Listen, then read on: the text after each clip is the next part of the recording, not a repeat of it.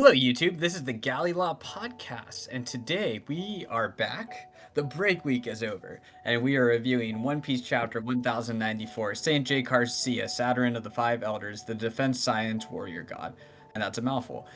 So please like and subscribe if you have not. I am Akainu Fanboy. The other host is Geboss, and we are taking off immediately from the last chapter, where they thought they had control of the pacifistas, and then they do get control for a little bit, right? And it seems like, oh yeah, things are going their ways. This is great, and some of the Marines are getting blasted away. But then, they're looking for Bonnie, right?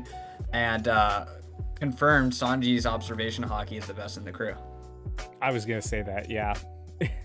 Yeah, it shows how he was able to immediately pinpoint her, even though it's for like a gag, like it's his lady radar. Yeah. But yeah, just on the pacifista thing really quick, I wasn't expecting them to be only under their control for like half a chapter, but we'll get to that. Yeah, no, it is crazy to see, like, they're still formidable. I mean, maybe they're, like, upgraded pacifistas and stuff, but they're still, like, a formidable variable in this series, So they are pretty strong. So I did kind of find that was interesting. And we see Bonnie get attacked by this seashell gentleman, which was kind of interesting. And we get to see Bonnie, like, use her power a bit more and everything like that. But she still kind of has this like emotional attachment a little bit with the pacifistas and everything because of the resemblance of her dad. And then we get to see the introduction of Vice Admiral Bluegrass. Yeah, I was surprised we didn't get a title card for the shell guy, because I think he's like an otter Zoan. Because his attack is called Whack-an Otter, and it kind of looks that way. We don't get a good look at him, but I think we can determine enough, because like otters are known for like cracking shells or whatever that he has. The panel to the left of Sanji where he says, "Told me about Kuma being your dad." He does look a little bit more like an otter in that panel right there. Yeah, and the one below him, he has like the like animal feet. Yeah, but I'm glad that like Sanji's like holding on to Bonnie and everything, and he's not like freaking out over like touching her. You read my mind. Like, it's more like One Piece live action Sanji. Like just more of a gentleman, less of a perv. More hero. It kind of looks like Oda staying away from that for the foreseeable future. From like recently, he hasn't really been doing the pervy thing that much, So I've been pretty thrilled about that, to be honest, as a Sanji stan, So exactly. So that was good. That was good stuff. But when we get to the Labo stratum, you get that cool panel of Luffy and Kizaru going at it a bit. He looks like wacky waving inflatable arm flailing tube man. with him stretched all around. Let's go. Now, it is kind of funny where Kizaru, again, is just kind of like not into it. He's just like, dude, I got a job to do. It doesn't seem to be one hit on Kizaru yet, And he just gets back out of there. So, to quote Jimper, he's not... some people thought he was going to get ragdolled, and he's not getting ragdolled so far in an extended fight with Gear 5 Luffy. We can talk about the last panel with him, but it hasn't been kind of like a one-sided domination as some people expressed it was going to be, No, it really hasn't. Even though I kind of thought it was going to... I thought at least this week it would kind of lean that way, but it doesn't look like it's going to. Instead we get this abrupt transition to some of the stronger characters on the island, from Kizaru, Zoro, Lucci, Luffy, and they feel the presence. And Jinbei, but not Sanji.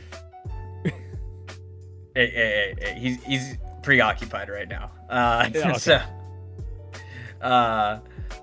but it was kind of interesting. Yeah, Usopp, you think would have a... Wait, I don't know. Do you think Usopp's showing any reaction to it a little bit in that panel? I don't think so. Yeah, wait, no, he is. Yeah, he's saying hurry, and he's kind of sweating a little bit. Yeah. Well, that could just mean that they're like trying to get out of there, because I think that's Robin that's on the cart. Yeah, yeah.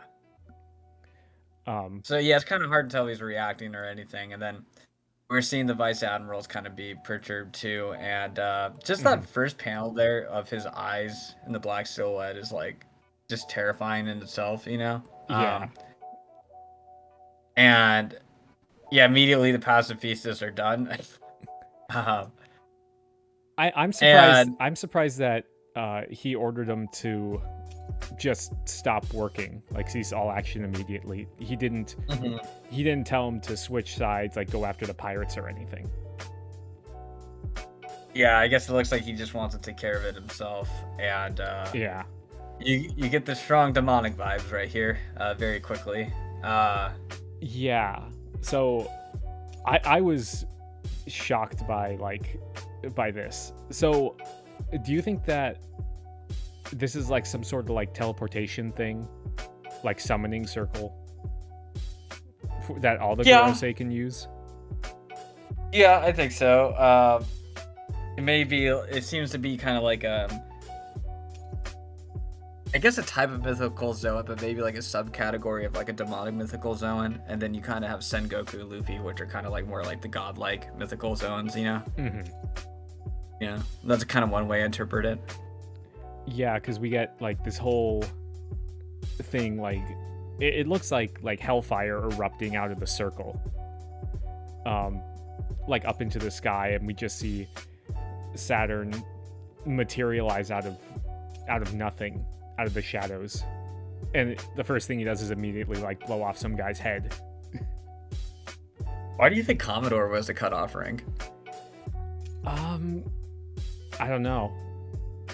I don't know the exact hierarchy of everything, but it does seem kind of low. Like, wasn't... It's above captain. Yeah.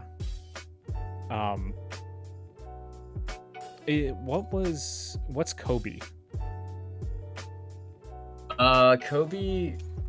Kobe isn't I think he's still a captain. Okay.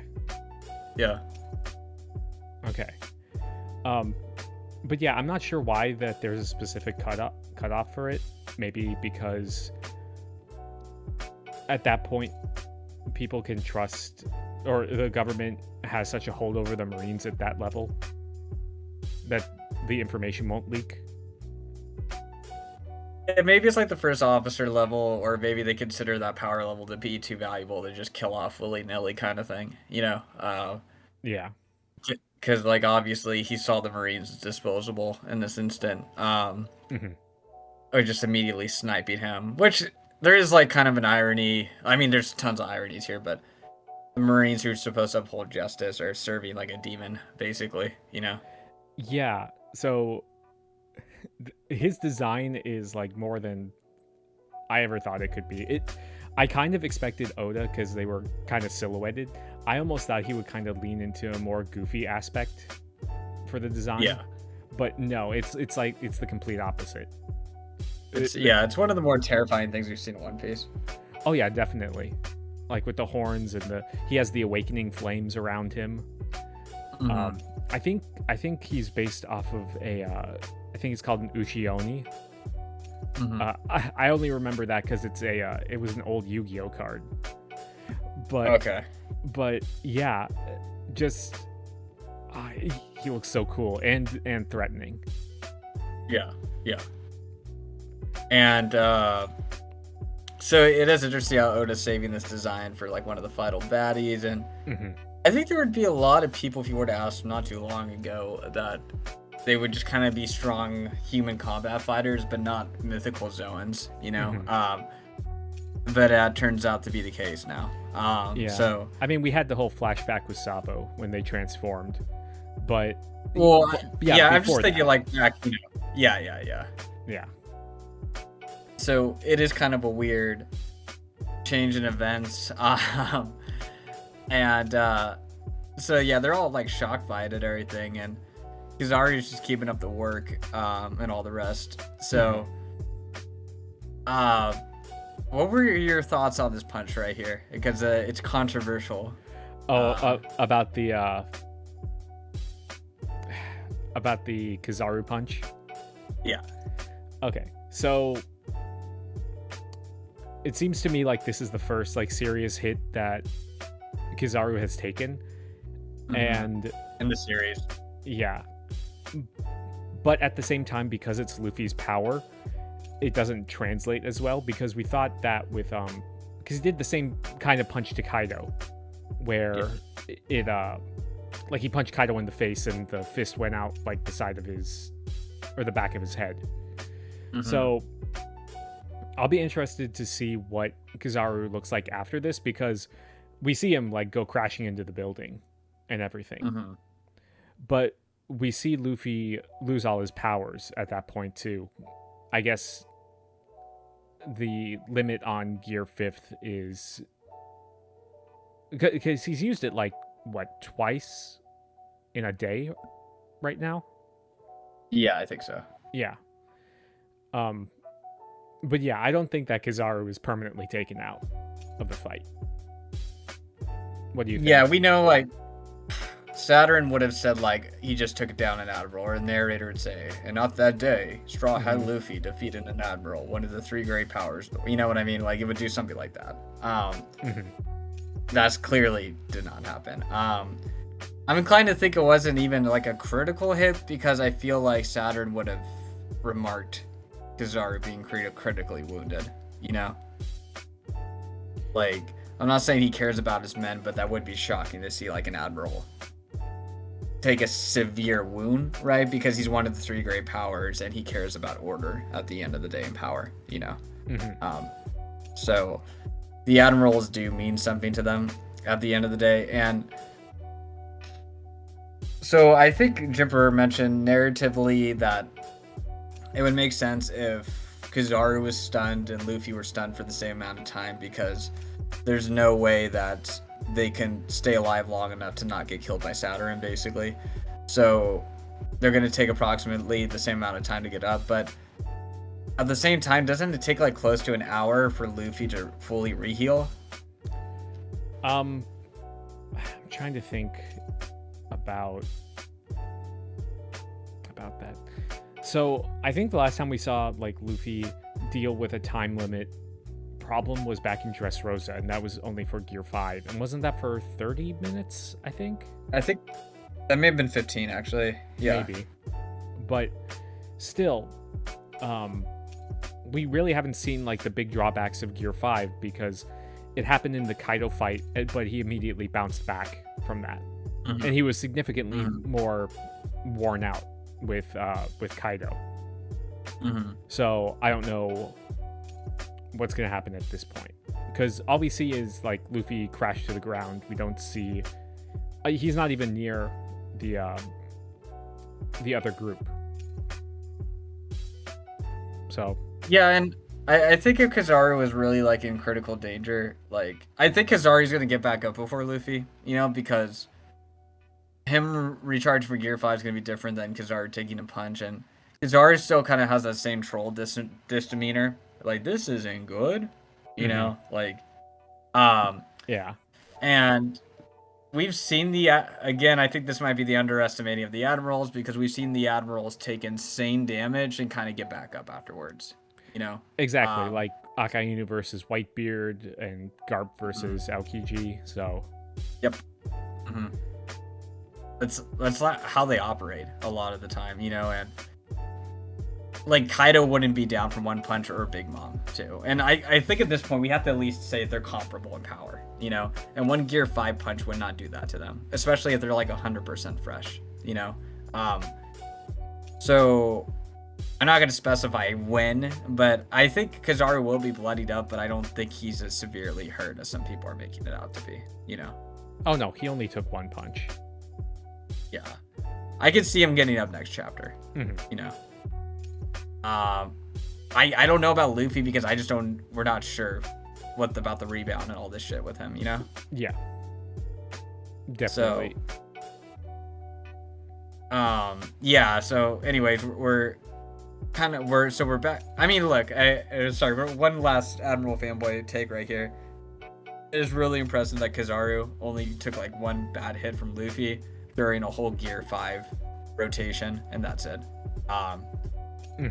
That's it, really. And I think it's fair to say Kizaru wasn't even going completely and entirely all out in this fight either, you know? So, well, I mean, he just kind of... Yeah, I mean, earlier in the chapter, he said, like, I can't finish it if we keep playing around. Like, I don't think he's even really going that at full power. Yeah, and didn't Luffy say something to the effect is, I'm just, like, stalling you, you know? Like, that's the idea, I'm doing my job in a way. Yeah. Right? And that line makes me think, okay, so I'll ask you this question like I do every week. Do you think Kizaru is going to be defeated in this arc? No. Okay, there you go. So, that's awesome. I'm glad I feel confirmed now. I was on a lonely island in this One Piece community for a while, but... no, I don't think that he's going to be defeated. Especially, it looks like it's just their job for, like, escape now. Especially, they have control of all the pacifistas. They might take control of the Seraphim. They have Saturn here. There's just a lot of things that are against them at this point. Yeah, if the Seraphim get reactivated, it's just game over at this point. Definitely. They already have the Vice Admirals like pouring in too right now. Yeah. Yeah, we might even see like because they're robots, like Bluegrass, like hop on the back of one of like Atlas or something and take control of her.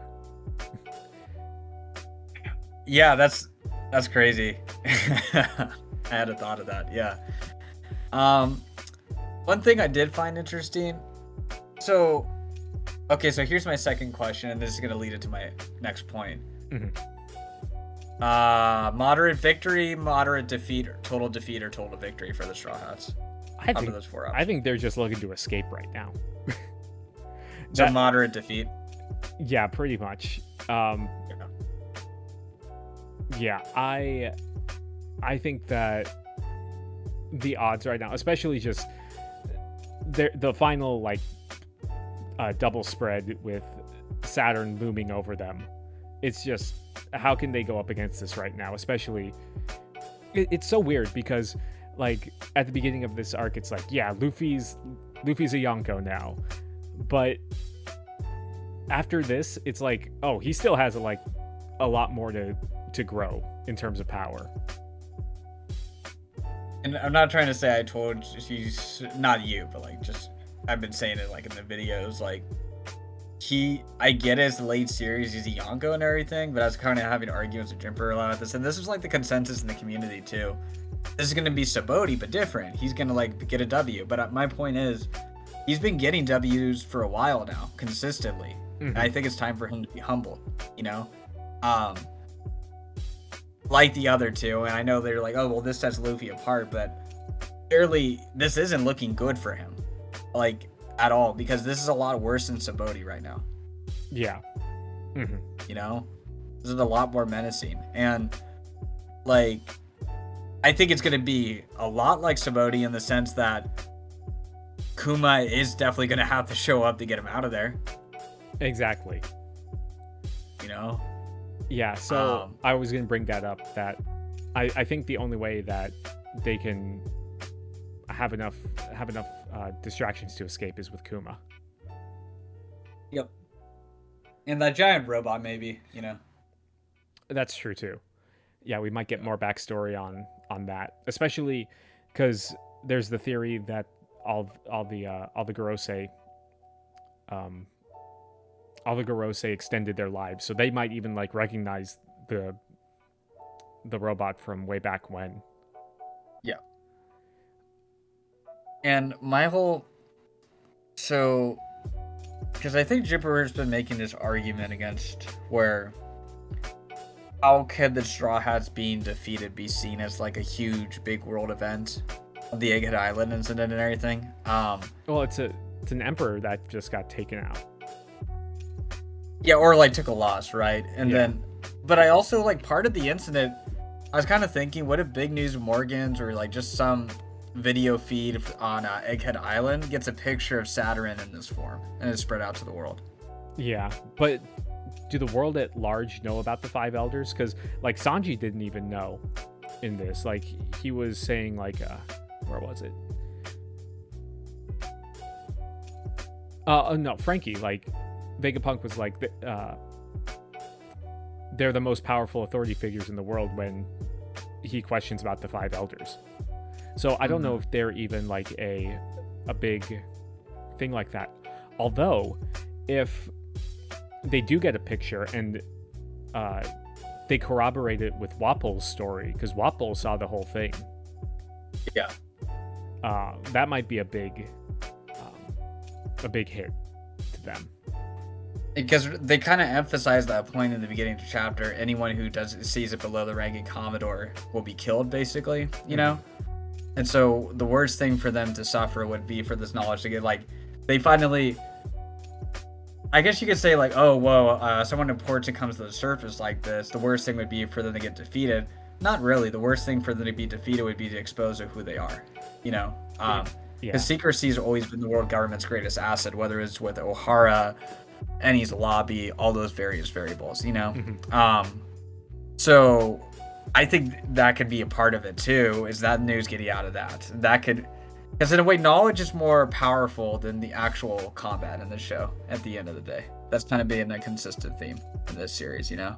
Yeah, it's true. Like what Doflamingo's famous speech at Marineford.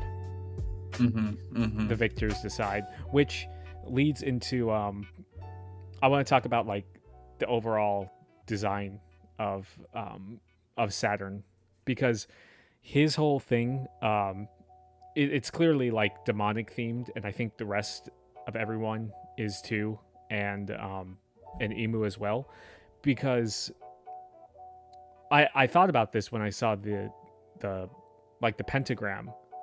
Was, we know canonically that there are demons in this world, because even excluding like Tot Musica, which is like a confirmed demon, we have the scene from the time skip or pre-time skip when everyone got separated and Brook was summoned through. They were trying to summon Satan through their circle.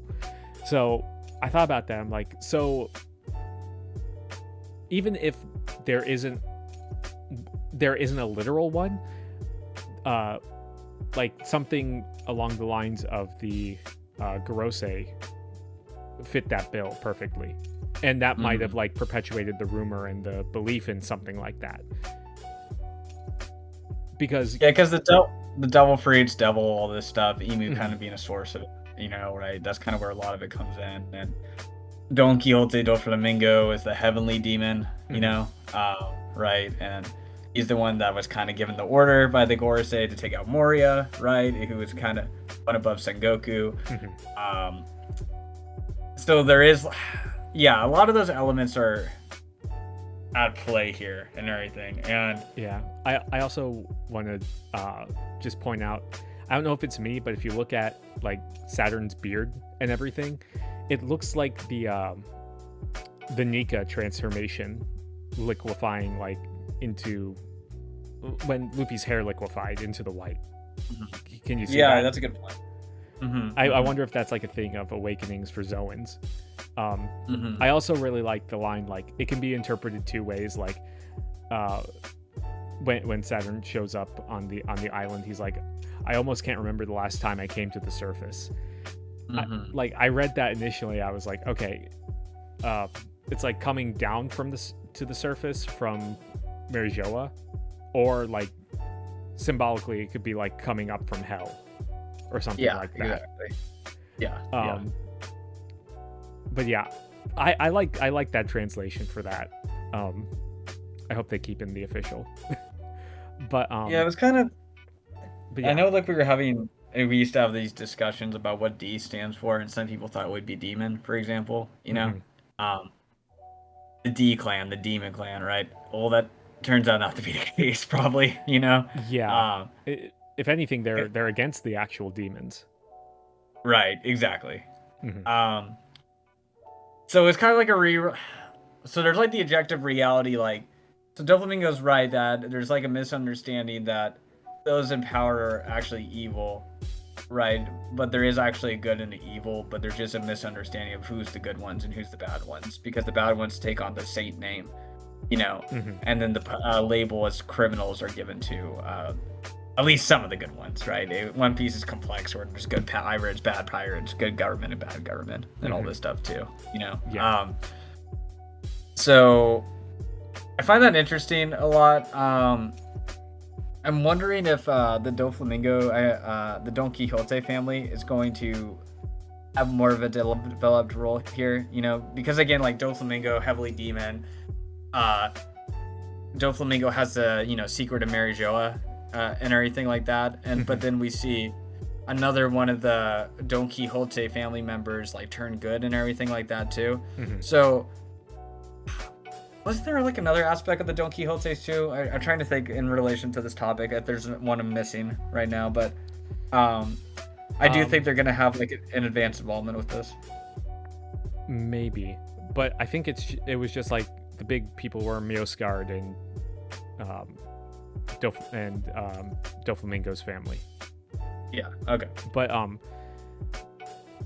yeah, it makes you think about how much the Celestial Dragons actually know about the treasure or whatever, the true thing. Or if they're just ignorant to everything, and Doflamingo actually looked more into everything. Yeah. But yeah, it's an interesting thing, like the demons are in charge, where they portray themselves as like these divine messengers or whatever. Because didn't they say like with Emu to like bring forth, what was it, like divine judgment or whatever? Yeah. So yeah, it's all like a facade. It's fake, basically, at the end of the day. Kind of like one of the first examples we saw this was at Saboti too, where it talked about the slavery issue. It's like, oh yeah, slavery. Remember they say like we have to get the slaves, prisoners or whatever, when the Marines are freeing them, like there is kind of this hypocrisy that comes with this government where it's a lot more rotten than it makes itself out to be, in a way, Now I am curious. I'm wondering if Kizaru has ever seen this form, though, for example. He didn't really seem bothered by it. Let me see. He noticed that Saturn was coming. But he didn't look too like disturbed by it. Like he shot out Vegapunk's Milky Cloud Road. But yeah. So, yeah, I think there's obviously a lot that can be said about this. There's a lot of depth just with this form, this revelation here, Yeah. Pretty shocking, but like I said, I think it's just fair to say with this powerhouse jumping in, the Straw Hats aren't going to get a total victory like a lot of... I'm just going to say, the majority of the community speculated. Yeah. Well, I will say, we could be wrong, because Bonnie got a hit in on him with just a regular sword. So he could be dead next chapter for all we know. Yeah. No, it's no, yeah. Hey, it kind of just reminds me of like kind of the Kaido thing, where when Big Mom got attacked by the Vinsmokes, it's just that same. I think it's more of like an emotional moment, if anything, Yeah. like just trying to show like Bonnie and all this stuff, I know. But, yeah, because we learned that he was the one that ordered like Kuma's personality to be erased, because it seems like he, like, Vegapunk could have done the whole pacifista thing without terminating Kuma's personality. But Saturn was the one to order it to be erased, which is interesting. I wonder if we're gonna get some sort of Kuma flashback, coming up, and if Kuma's going to be coming Probably soon. because he'll probably be dying. You know, that's my I'll lock in that prediction. He dies at the end of this arc, and I think that's not a wild one to make. You know, but I think that's a safe bet to make. Yeah. So, yeah, I mean, honestly, we have to make another video just to discuss more what's going on here. But I'm just like glad there's no break. But yeah, that's wild. Like this would be a great chapter to leave us on a cliffhanger for. Oh man, it's just been phenomenal. Like these chapters, this arc has just been so good. So oh yeah, it's great. Do you have any closing thoughts? I'm curious to see what the other Gorose's fruits are, but I don't think we're going to be seeing that anytime soon. It'll be fun to theorize about them though, based on the silhouettes. Yeah, totally, yeah. I'm just gonna take a quasi victory lap because it looks more likely my initial theorizing earlier in this arc was right, even though the community was going very much in the opposite direction. So I'm not saying I'm there, you know, I can be humbled still, you know, they could all be right, but I'm just saying that my stonks have been going up, my theory stonks have been going up recently. So yeah.